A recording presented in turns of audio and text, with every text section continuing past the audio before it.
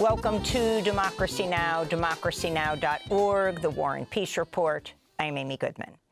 The European Union's just announced it's pausing retaliatory tariffs on the U.S. one day after Trump abruptly lowered his so-called reciprocal tariffs on most countries for 90 days, just hours after they took effect Wednesday. Most U.S. trading partners will now see a blanket 10% tariff in addition to the previously imposed 25% tariffs on cars, steel and aluminum.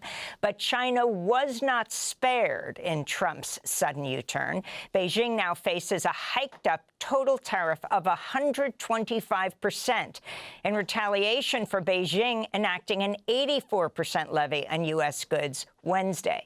Markets rallied following the announcement after days in freefall. Trump told reporters he made the decision to halt the tariffs yesterday morning because people were, quote, getting a little bit yippy. But Treasury Secretary Scott Bessent claimed the move was part of Trump's larger plan to create maximum negotiating leverage. It took great courage for him to stay the course until this moment. And what we have ended up with here, as I told everyone a week ago, they're in this very spot, do not retaliate and you will be rewarded. Earlier on Wednesday, House Republicans deployed a rare procedural maneuver to block a Democratic measure that sought to force a vote on repealing Trump's tariffs by challenging his national emergency powers. We'll have the latest on Trump's tariffs after headlines with the Nobel Prize-winning economist Joe Stiglitz and the Northwestern economist Nancy Chen. The Palestinian Health Ministry says the death toll from an Israeli missile attack Wednesday on Gaza City's Shujaiya neighborhood has killed at least 35 people, with the death toll expected to rise. At least 55 people are wounded and as many as 80 others still trapped under the rubble. Victims, including children, some of them torn to pieces as multiple missiles struck a residential block where Israel later claimed a senior Hamas fighter was staying without naming them or providing evidence. The killings came as Haaretz reported Israel's army is preparing to incorporate the southern city of Rafah and surrounding neighborhoods into a buffer zone along Gaza's border. Rafah comprises about 17% of Gaza's territory. Before October 2023, it was home to some 200,000 Palestinians. It's now largely deserted after Israel in late March once again ordered the mass expulsion of the residents of Rafah. Nearly 40 days after Israel shattered the ceasefire and reimposed a near-total blockade on aid shipments, prices for food, fuel, medicine, and other essential goods are skyrocketing in Gaza. The UN says 60,000 children are at risk of malnutrition, with people forced to forage for food as community kitchens run out of food. I swear to God, if we don't die from airstrikes, we will die of hunger. We are not safe. The whole world, listen to us. We are really not safe. We move from one soup kitchen to another with danger. I swear to God, they are striking everywhere. If I don't die in these strikes, I will die of hunger with my children. What shall we do? Where shall we go? Look at us. Find us a solution. We've been in this torture for a year and a half. We are tired. French President Emmanuel Macron said in an interview this week that France might soon formally recognize a Palestinian state, with a decision expected in June. Meanwhile, the United States Senate Wednesday confirmed former Arkansas Governor Mike Huckabee as U.S. ambassador to Israel. Huckabee is a far-right Christian Zionist who's openly advocated for Israel's annexation of Palestinian lands and has said, quote, "There's really no such thing as a Palestinian," unquote. Yemen's Houthis say U.S. airstrikes overnight killed 3 people in the rebel-held Yemeni capital, Sana'a. The strikes follow a U.S. attack Tuesday on the port city of Hodeidah that reportedly killed 13 people and injured 15 others. Houthi officials said most of the dead were women and children. The U.S. has been carrying out near-daily strikes on Yemen's Iran-backed Houthis since March 15th. Meanwhile, the Trump administration has levied new sanctions against Iran, targeting its uranium enrichment program. The ratcheted-up sanctions come ahead of negotiations over Iran's nuclear program scheduled to take place in Oman on Saturday. This week, President Trump threatened that if the talks don't go well, quote, Iran is going to be in great danger. We'll have more on Iran later in the broadcast. The Trump administration says it's reversed cuts in emergency food aid to several nations after the World Food Program blasted the cuts as a death sentence for millions of people facing extreme hunger and starvation.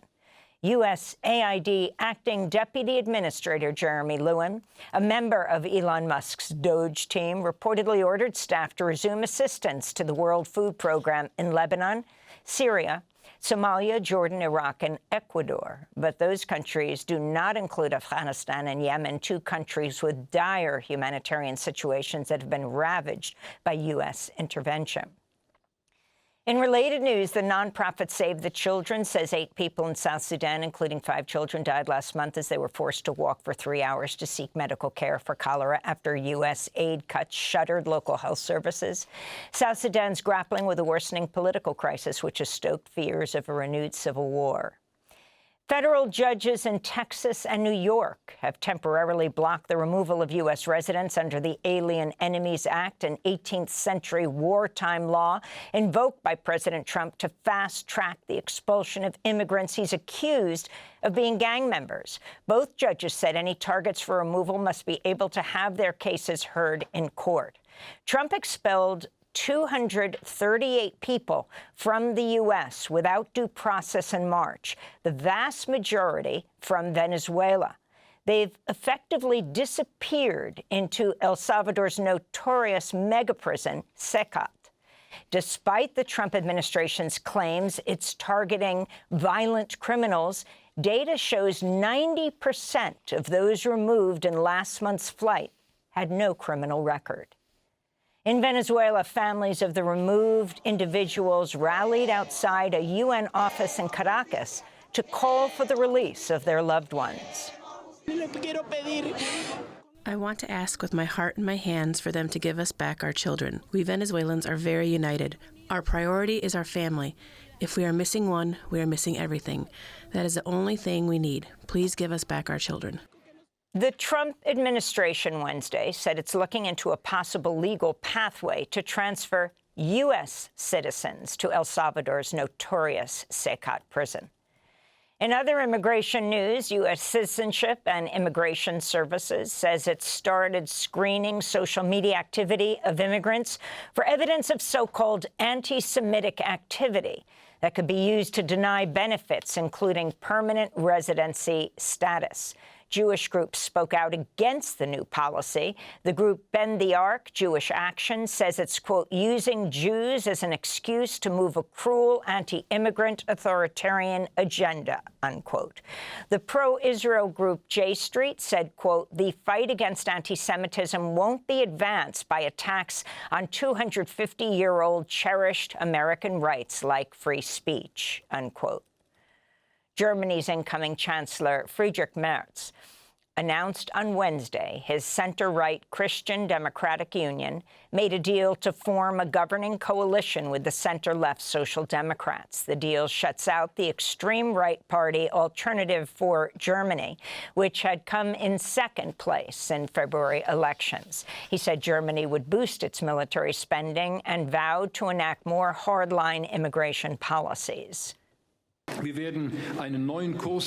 As for migration, we will pursue a new approach. We will better organize and steer, and we will all but end illegal migration. There will be border checks and rejections of asylum requests. We will start a deportation program. Doctors Without Borders is calling for immediate action after identifying cases of malnourished children in an asylum seeker camp on the Greek island of Samos. The group said 6 children from Syria and Afghanistan between the ages of 6 months and 6 years have been diagnosed with acute malnutrition and required urgent care. A quarter of the camp's residents are children.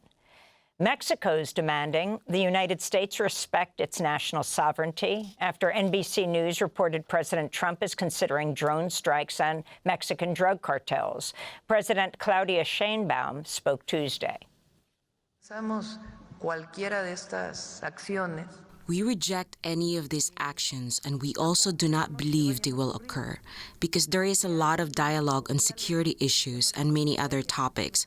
So no, not in Mexico. House Speaker Mike Johnson delayed a vote Wednesday on a Trump and Senate-approved budget framework after he failed to gain sufficient support from his Republican caucus.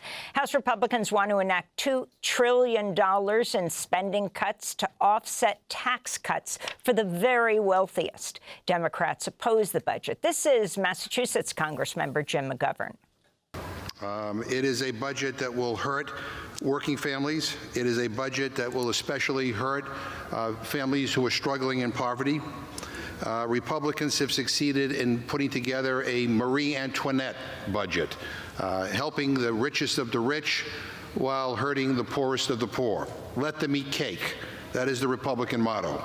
And I've never seen such cruelty contained in a budget in all my years here.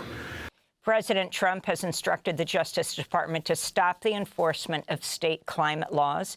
Trump's sweeping executive order seeks to gut California's cap-and-trade program to limit carbon emissions, as well as climate superfund laws like New York and Vermont's requirement that major fossil fuel companies help cover the costs of extreme weather events.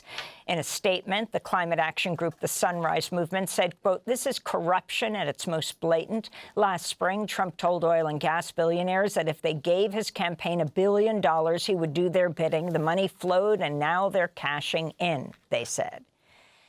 And in related news, Trump has signed several executive orders seeking to boost U.S. coal production and consumption, declaring, quote, "We're bringing back an industry that was abandoned," unquote.